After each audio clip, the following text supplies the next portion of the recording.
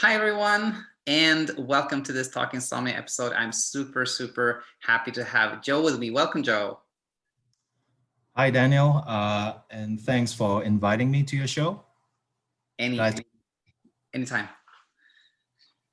Uh, yeah, so yeah, Joe, thanks so much. And I remember getting some messages, from you on the YouTube channel a couple of months ago. It's always so positive. It's such a pleasure getting those messages. But that said, yeah, let me know how.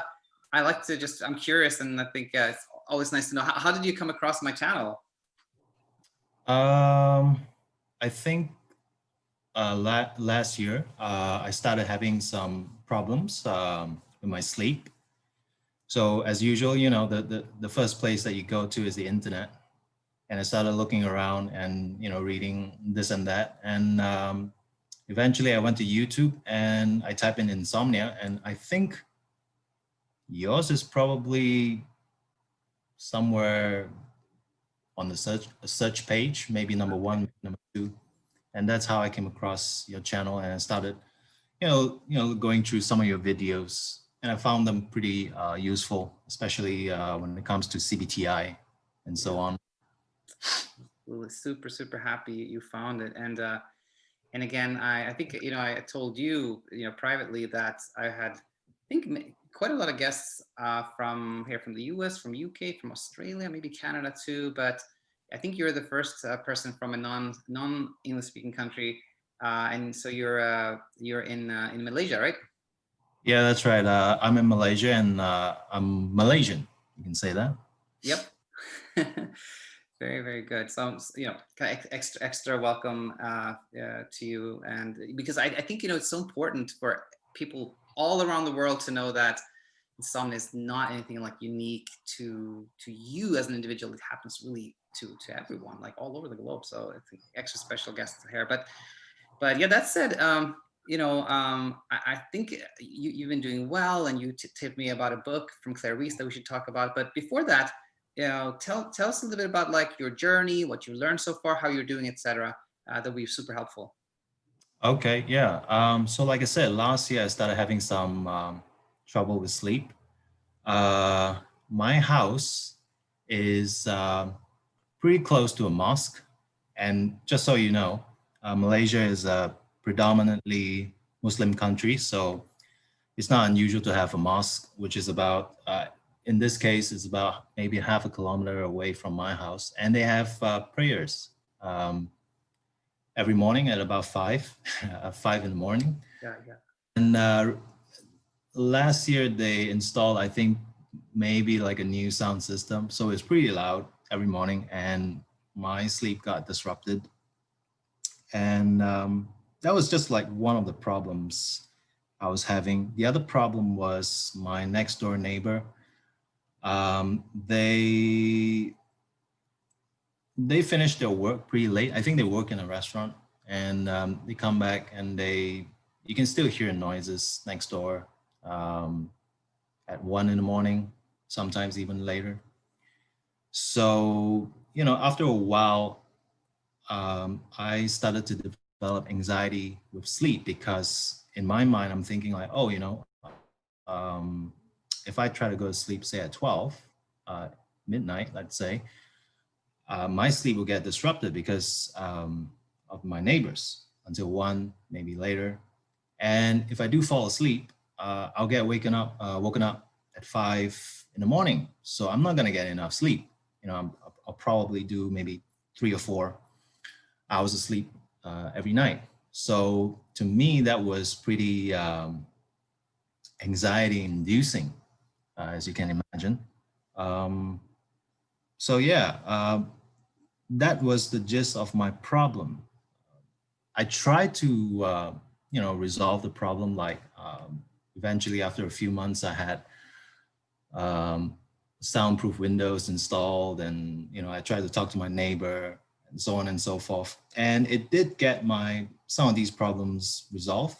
But I realized by then that even though I've sort of cut down the external noise, I still wasn't sleeping well. The anxiety was still there. And to me, that was a bit puzzling because I thought, hey, the problem's taken care of, right? But the anxiety is still there. Uh, I would still be like thinking at night, what if I, can't sleep tonight again, Exactly. So yeah, that was my problem. And of course, I came to your channel, came across your channel, and learned about a bit about CBTI, and I applied some of those methods like bed restriction, and what was the other one? I think it was Stimulus control. yeah, that's right, stimulus control, and it helped. And soon enough, my sleep improved. But even then, even though I noticed that my sleep was improving, I still have this like a background worry, like it's at the back of my mind, and I'll like throughout the day, as I'm going through my life, I'll be thinking, what if I don't sleep well tonight again? Even though I've been sleeping well for the past, say, 1 week, 2 weeks. And sure enough, if you worry about something, in this case, sleep or insomnia, to be more precise, it's almost certain that insomnia will come back. Yeah. So yeah, and that's how I slowly, start researching about anxiety, because I remember that you had an interview with what's his name? Oh, probably Nick Wignall, the psychologist. Yeah. That's right. And he said that sleep insomnia is not really a sleep problem. It was more an anxiety problem, and that got me thinking. Why don't I look up anxiety? Disorders.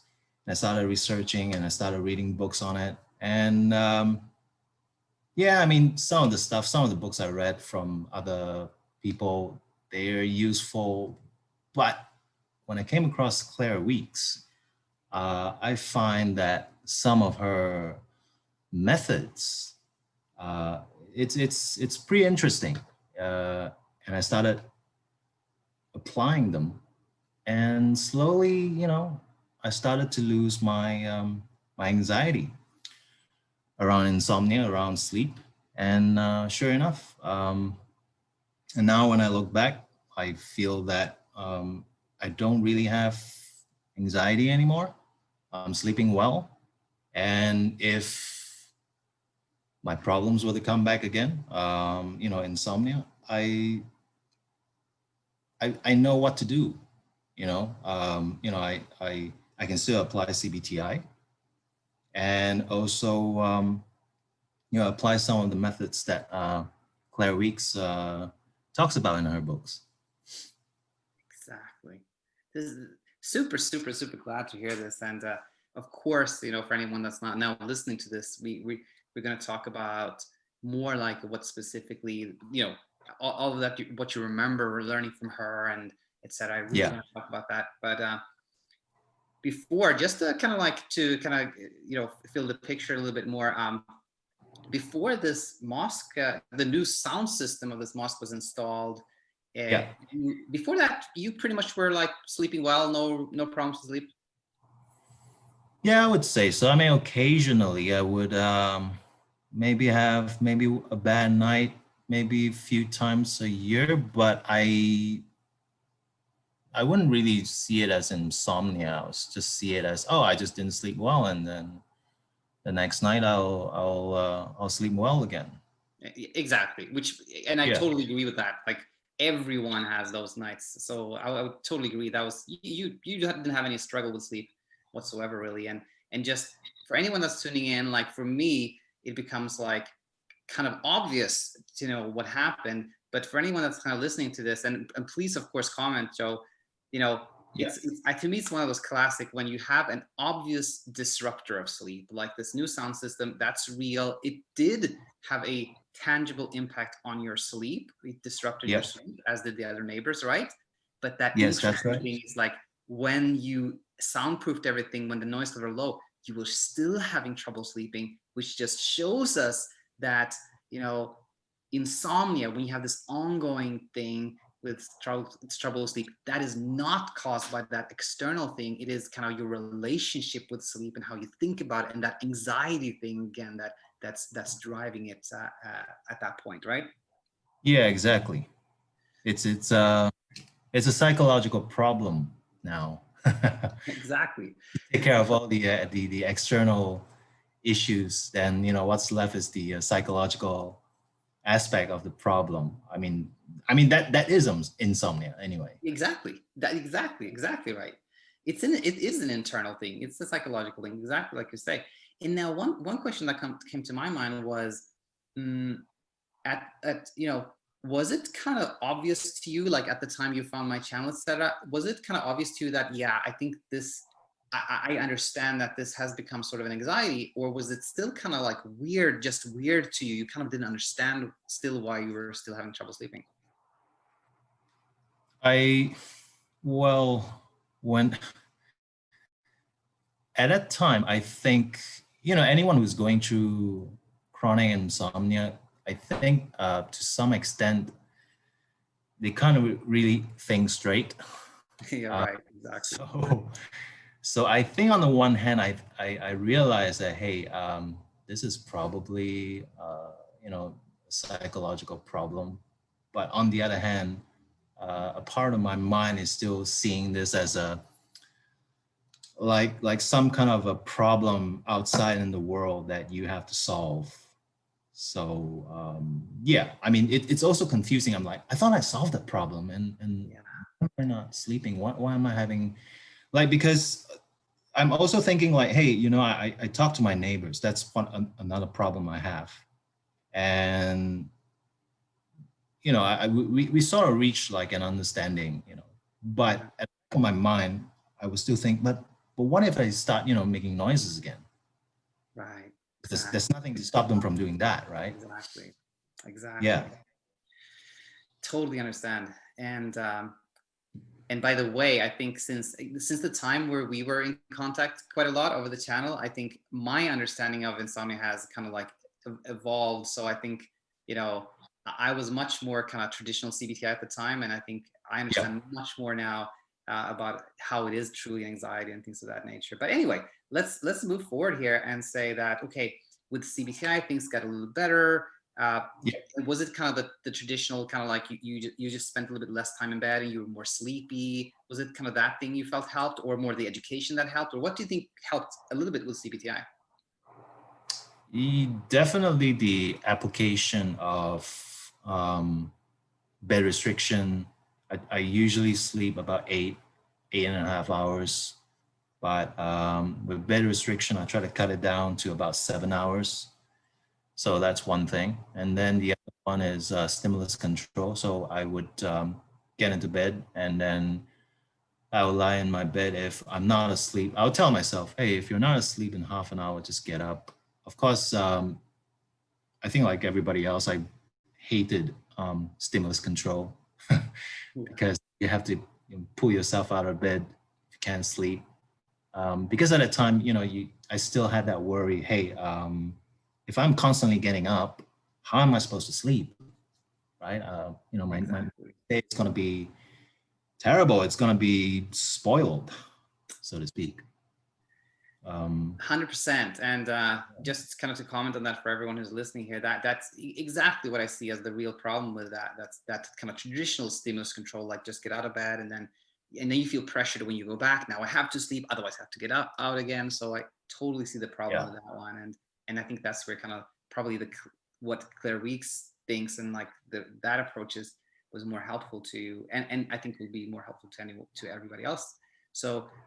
So you came across, was it, I think her most famous book, which is the one I have, is the one called Healing for Your Nerves. Was that the one you came across first, or which one did you come across first?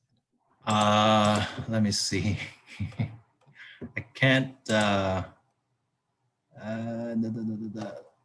Well, I'm looking through my emails. Okay, okay, First one, I think her first book has two different titles, okay, depending okay, it's published. And here, when I bought it from Amazon, it's called Self Help for Your Nerves. okay, okay. So it might be the same book as the one. I think that's the one exactly. Yeah, yeah. And how did you, by the way, how did you find that? Did you just randomly, or somebody tipped you off, or?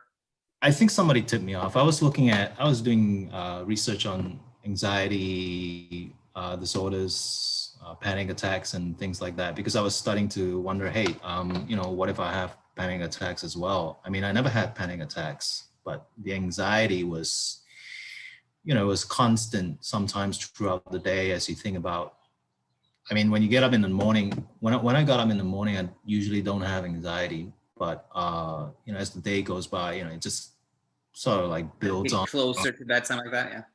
Yeah, exactly. So I started looking at, research into anxiety. I came across a few books. And then I think it was a comment on YouTube on one of the videos on anxiety that tipped me off. And then I started looking at Claire Weeks, and almost everyone had nice things to say about her, Yeah. and what she has to say about anxiety. And, that got me into reading, her books. Yeah. And now, and this was some months ago, and just kind of like, yeah, by memory here, if you would say like some key things that you think this really resonated with me and this really helped me from her teaching, what would you pick from that? Oh, that's a good question. I think she has a few that really a few things that she said that really struck me. Was number one is I think what's really great about her, actually, let me back up a little bit, is the way she chooses her words. I think she said in one of her books that if you say the wrong thing to your patient or to your clients, that can actually lead to really bad consequences for them and for the conditions. But on the other hand, if you choose the right words, it can really change your patient's perspective on their problems. So the one thing that really comes to my mind right now is when she said, "Don't get too impressed by your feelings." She didn't say, if you think carefully here, she didn't say, "Don't get scared of your anxiety." She didn't say that. She said, "Don't get too impressed." Mm-hmm. Which means that, yes, anxiety can be a really powerful, overwhelming feeling, and it's easy to get scared. But on the other hand, just know that they're feelings. She's not denying that anxiety can be scary by itself, and you can lose your marbles, as they say. In fact, she said you can get like 99% so terrified of your anxiety, but never get 100%. Retain 1% of your sanity, objectivity, so that you can look back and go like, oh, okay, at the end of the day, it's still a feeling. It will pass, and you'll be all right.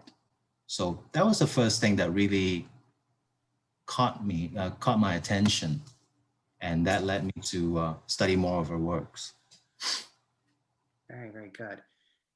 I'll just share one thing that struck me when I started reading her work was like how very similar it had become to my teaching. And one of the things that really struck me was she said that when someone has had, she called it like kind of like the nerves, but what we now call like anxiety. If someone has had anxiety for many years, they think that it's easy to think that it will take longer to not have it because it's particularly quote unquote bad. But she said, but in reality, it's not that. Theoretically, you could do well really quickly. It's just that your thoughts are more entrenched, and exactly, right? Something like that. Yeah. That's so true. Yeah. Like I said, she's a master of, words. And I find that a lot of things that she said, I think other people have said it before. It's just that she chose her words more carefully. Like she has the 4 steps, like to face the problem, accept them, float. And the last one was let time pass. Yes. If you look at the last one, let time pass, basically she's just saying be patient, right? But if she just said be patient, then you'd be thinking like, oh, you know, what you're trying to say is I'm not being patient, so now I have to try to be patient, and it becomes an effort, right? I'm Yes. not patient. I want my problems to be solved with, you know, get it solved right now. But Claire Week says I have to be patient, but I'm not patient. So it becomes like an internal struggle. But instead, she said, let time pass. And when you hear that, you go, oh, that means I don't really have to do anything about it. Right. Right. So there's no struggle, right? So Exactly. all these steps slowly they sort of like help you to chip away at that anxiety and make you relax without actually trying. Exactly. I mean, there's still some effort. Don't get me wrong. There's still something that you have to do, but it won't become like you know, oh, I have to do this, I have to do that. You know, I have to keep doing it until my anxiety is gone. It's not like that. You know, otherwise it becomes like what you say, sleep effort. Exactly. Yeah. Actually, that was, you brought up something perfect that we can spend some time on here, which was those kind of four things. So the Yeah. first one is face your anxiety, which Yeah. basically my interpretation of that is like same thing as with sleep. Like instead of trying to like, I talk a lot about like how wakefulness becomes like the threat, and if you try to run away from it, like you Yeah. fight it. You're like, I don't want to be awake. You get more trouble. Yeah. If you befriend wakefulness, you go towards it. That is the way. Similar with anxiety, right? Yeah. Yeah. My interpretation is maybe a bit different than what you. Yeah, tell me. I, I when she said face your, you know, face it. It means to face your anxiety, which simply means to just not run away. Anxiety, that feeling comes. A lot of us try to distract ourselves with other things. We try not to think about it. We try to suppress it. Um, but you know, anxiety doesn't go away just because you try to run away from it. It will chase you around.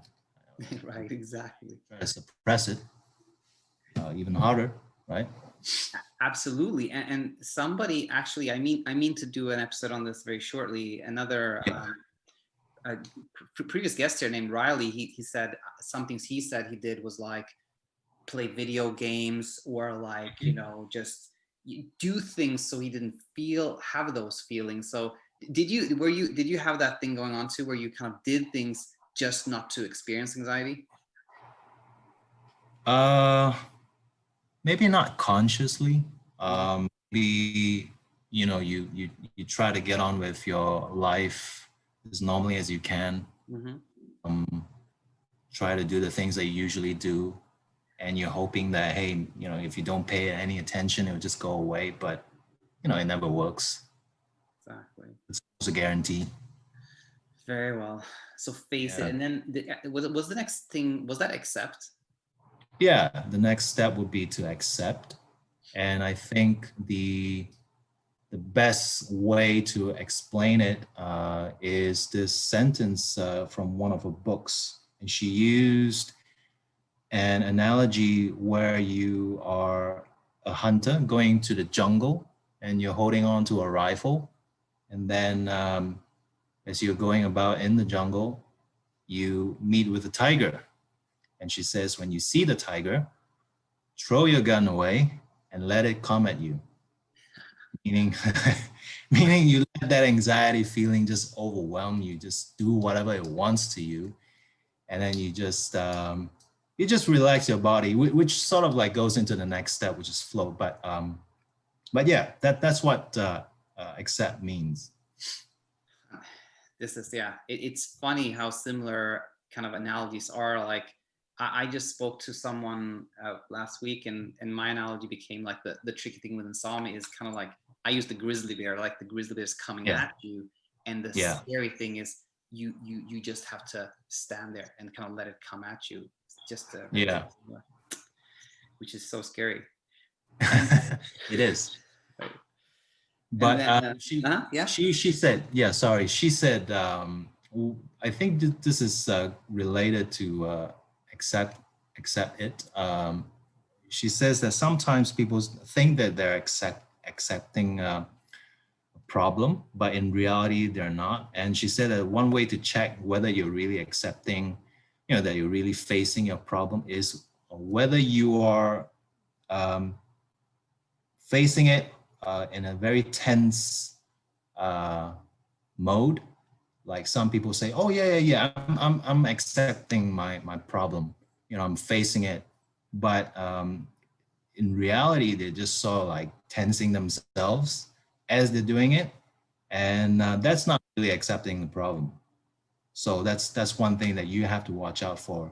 You might say, oh, I'm standing there, I'm letting the tiger or the bear, come at me. But if you're tensing your body while you're doing that, while you're imagining it, that's still not accepting it. Because if you're truly accepting, you would actually really let go and just, tell that tiger or whatever to come at you. Exactly. That's a good one. Very practical one for everyone tuning in Yeah. here. Like that's a very, very good one. And then with facing, accepting, and then floating. I love that word. In fact, I have Yeah. it written down on my things to talk more about. But what's your take on the floating expression? I think she has two definitions for floating, like two ways of applying it. Number one is with the body, the physical feeling that you have. Um, so for example, you might feel that anxiety in your body and you sort of can locate where it is in your body. Maybe it's in the throat, in the chest, in the stomach area. And that's fine. You can feel that anxiety going on. That's okay. You accept it, right? Mm-hmm. But the rest of your body, the rest of the other parts that are not affected by anxiety, say your head, your limbs, anywhere else, you can sort of just relax them. You can just relax the rest of the body so that I would imagine it's something like, your anxiety is surrounded by feelings of relaxation. So you're not trying to do anything to the anxiety. It's there, but you make sure that the rest of your body is relaxed, and that's how you go about with your day. Or as you try to go to sleep at night, the anxiety is there. Okay, fine, but you relax the rest of the other parts of your body, and sooner or later, maybe that would take care of the anxiety as well. So that's one way of looking at flow. Um, the other interpretation of what it means is with the thoughts that we have, because anxiety is also about sort of repetitive thoughts that you keep having. If this is going to happen, if that's going to happen, what if I don't sleep? And floating might in this case can be applied as you have an anxious thought, and you say, okay, I have this anxious thought. I'm just gonna let it float away now, and then the thought comes again and go, oh, okay, here's another one. And then you let it float away. You don't try to get obsessed with it, obsess about that thought. You just say, okay, bye now, let it go, let it float away. So that's how you take care of both aspects of the anxiety problem, the thoughts that you have and the feelings that those thoughts produce.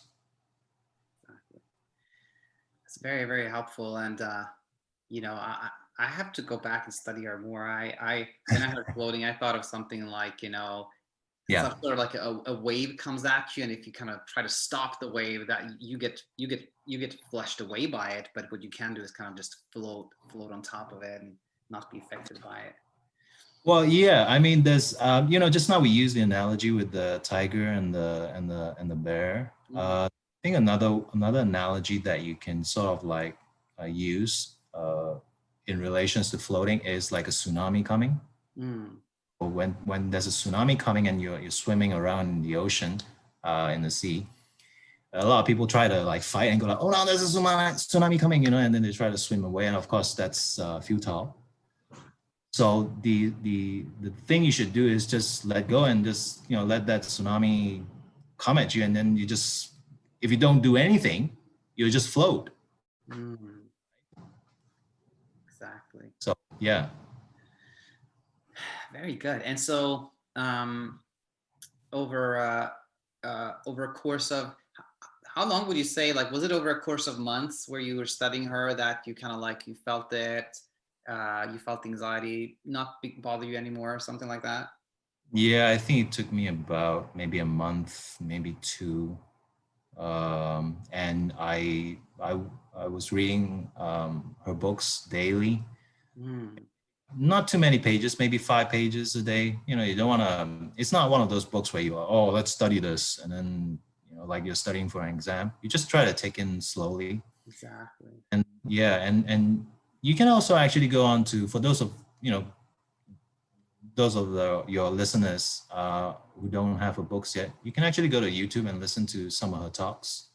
And you can listen for maybe like 10 minutes, 15 minutes a day. Just repeat it over and over again, and it will sink in like osmosis. Yes. Yeah, she's for those of you again who haven't listened to her, like I was really curious because I think it was actually another um, a person who left a comment on my YouTube channel. I think it was Ernest who said Yeah. About Claire Weeks, and I Googled her, and it was so cool because it's like, you know, this elderly Australian lady in an interview, and she's just like this old school teacher, like no nonsense, Yeah. like this is the way it is. And I was like, oh, I loved it. I loved it. That kind of tough Yeah. love, like no nonsense is great.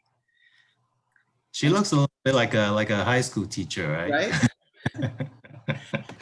And I Yeah. heard that she said, you know, she was talking to somebody on a show, and that person asked how she was doing, and she said, yeah, I still, you know, I had some like a anxiety attack last night or something. She said, and then the host Hmm. said like, oh, I'm sorry for you, and she was like, save your pity for somebody else. It's perfectly normal. Like, you know, she's Yeah. so cool, you know.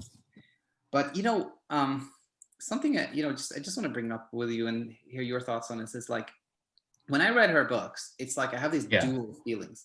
One feeling is like I'm so happy because like I have so similar ideas, and it kind of validates my thinking, and I'm like, this is great material. We got to get this out there. And Yeah. then the other feeling becomes, oh my gosh, she wrote this like 40, 50 years ago, and Exactly. still No. this is not mainstream. Yeah. Yeah, exactly. But you know, thanks to the internet, that we actually got to find out about her books. We can Right? actually talk about it. Yeah. So, so do you think? What are your thoughts here? I'm just super curious, like a very general question, uh, like say 15 or 20 years from today, do Yeah. you think we will move towards a world where her her teaching, her ideas are more mainstream, or are we still going to be overwhelmed with kind of non-helpful ideas, and she's still kind of like a minority? I think that probably, I mean, among the people, I mean, who have anxiety for some time now, they'll probably hear of her or hear about her eventually, sooner or later. Because if you go into, I've been to a few YouTube channels or a few blog posts that talk about anxiety, and Claire Weeks does come up. Very But for good. people who are not, who don't have anxiety, or who are new to anxiety, like they just have this problem, you know, for a few weeks or whatever, it'll probably take them some time to find out about her. They'll try other ideas that don't work first, right? And Exactly. yeah, Exactly. you run into a few walls here and there. Yeah. Very, very cool. Uh, yeah, I think that was a very, very helpful. And any last comments before we finish up here? Yeah. I just want to say that my last Insomnia episode was probably about 2 months ago. And uh, I went to bed maybe around 1, sometime around that. I didn't fall asleep until around 4-ish. And of course, throughout the night, I still did stimulus control and all that. And I woke up at about maybe 8:30, maybe 9. And so, when I look back, I had maybe like 3 to 4 hours of sleep. But I mean, in the past, that would have, made me feel bad because I would be like, oh, it's coming back, da da da. Maybe the next night will get worse. But because I've been, reading Claire Week's her books for a few months by then, when I woke up that morning, I didn't feel anything at all. It was just normal, even though I only had like 3 hours of sleep or 4 hours of sleep. And then the next night I slept normal. I didn't even think about insomnia at all.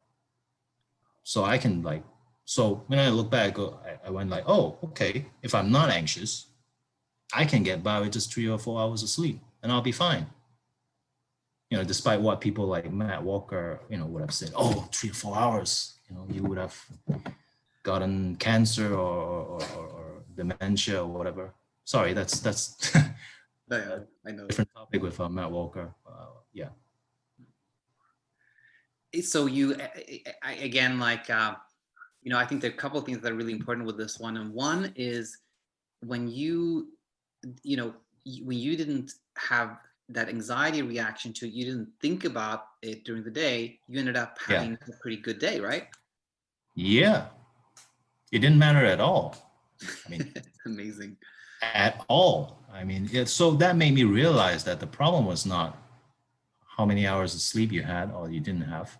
I mean, I'm sure that if you didn't sleep at all whole night, you probably feel a bit more tired. That's a given. But what made your day worse and you feel terrible and you feel like the world is ending is because of your anxiety. Yeah. Yeah. 100%. Such an important one. Such an important one. So yeah, I'll definitely. I'm gonna make like a designated episode where I pick up some lines from her book and just recommend her books. But this has really been helpful. So yeah, I just want to say thanks for coming on, Joe, and please stay in touch. Yeah, thanks to you too, Daniel, and keep up the good work. Thanks so much. Really appreciate it.